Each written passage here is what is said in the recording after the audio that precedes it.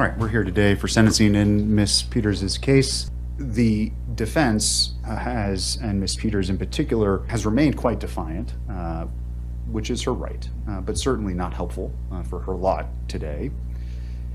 And in arguing why I should impose a particular sentence, she tells me about her ailments, her loss, her struggles in life. But in reality, for those of you who may have been here earlier this morning and seen some of the folks who've occupied that chair before Ms. Peters, there could be not much in the way of a comparison in terms of the type of sympathy one would extend to Ms. Peters. Those folks didn't have 4 lawyers representing them. They didn't have a team of assistants helping them. They're not getting rides in private jets all over the country. No, the people who sit in that chair suffer, generally speaking, immeasurable trauma in life, struggle mightily with alcohol abuse, substance abuse, mental health struggles, family loss. They come from broken homes. The cards they were dealt were never the cards that you were dealt, Ms. Peters. Your lies are well documented, and these convictions are serious. I'm convinced you would do it all over again if you could. You're as defiant as a defendant as this court has ever seen. Contrary, Ms. Peters, you are a privileged person. You are as privileged as they come. And you use that privilege to obtain power, a following, and fame.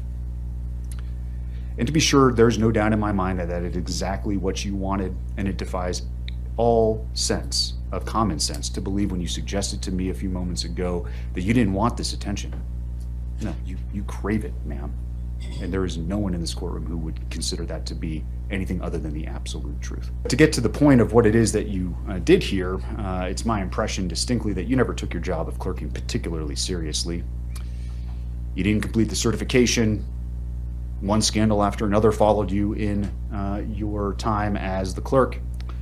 And ultimately, it was a belief that the echo chamber in which you live couldn't be wrong, among other things, that led you to do what you did here. This thought process, unfortunately, seems to consume so many in our country, regardless of race, gender, political affiliation, or the like, that what it is we hear and think can't possibly be wrong. There are many things in my mind that are crystal clear about this case. You are no hero, you abused your position, and you're a charlatan who used and is still using your prior position in office to peddle a snake oil that's been proven to be junk time and time again. In your world, it's all about you.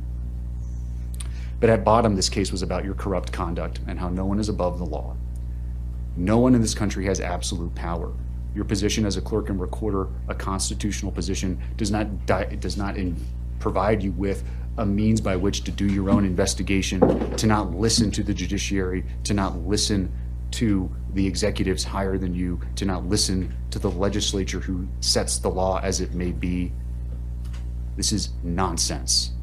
Our system of government can't function when people in government think that somehow, some way, the power they've been given is absolute in all respects. And that's where you fell.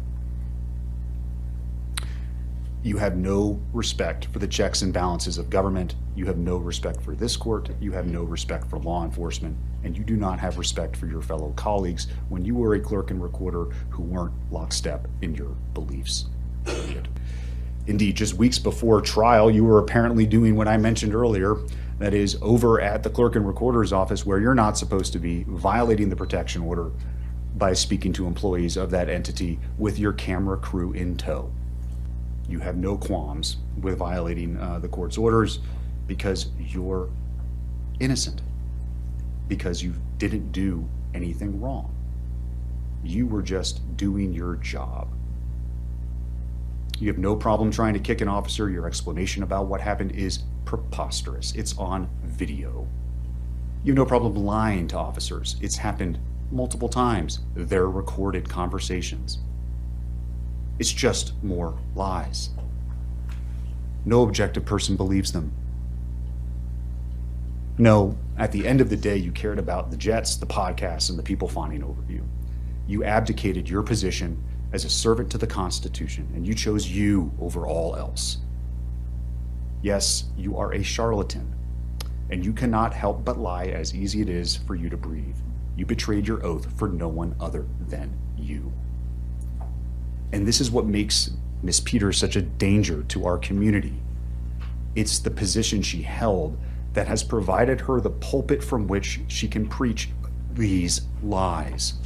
The undermining of our democratic process, the undermining of the belief and confidence in our election systems. It's not about questioning it.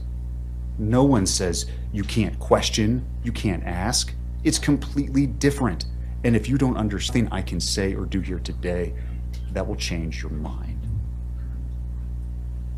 So the damage that is caused and continue to be caused is just as bad, if not worse, than the physical violence that this court sees on an all too regular basis. And it's particularly damaging when those words come from someone who holds a position of influence like you. Every effort to undermine the integrity of our elections and public's trust in our institutions has been made by you. You've done it from that lectern the voting public provided you with. Everything you've done has been done to retain control, influence. The damage is immeasurable.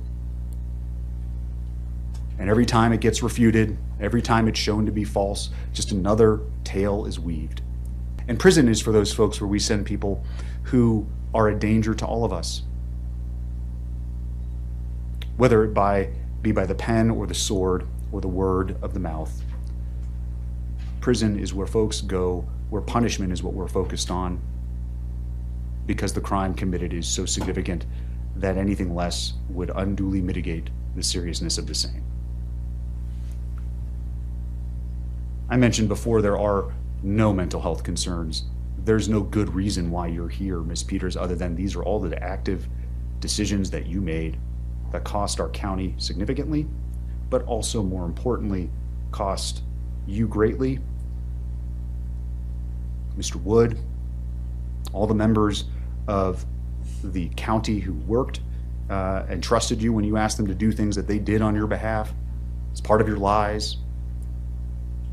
The expense, the toll is immeasurable. So putting you on probation when you have zero needs that would be met by probation is the very definition of unduly depreciating the significance of what it is that you've done here, the harm that you've caused our community and continue to cause. Community corrections is the same, so prison is the only place that duly meets the purposes of sentencing in this matter. And therefore the sentence and judgment of the court is as follows.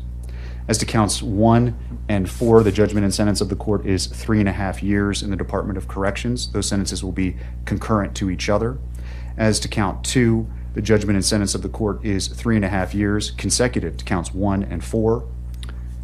As it relates to the misdemeanor charges, count 8 is 120 days in the Mesa County Detention Facility, concurrent to count 9 and 10, which will be 6 months in the Mesa County Detention Facility,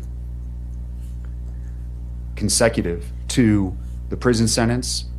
The reason those sentences are consecutive is because those sentences are, as the prosecution stated, directly related to what it is that you did here in our community, the damage you caused this community, the breach of your oath to the electorate in Mesa County.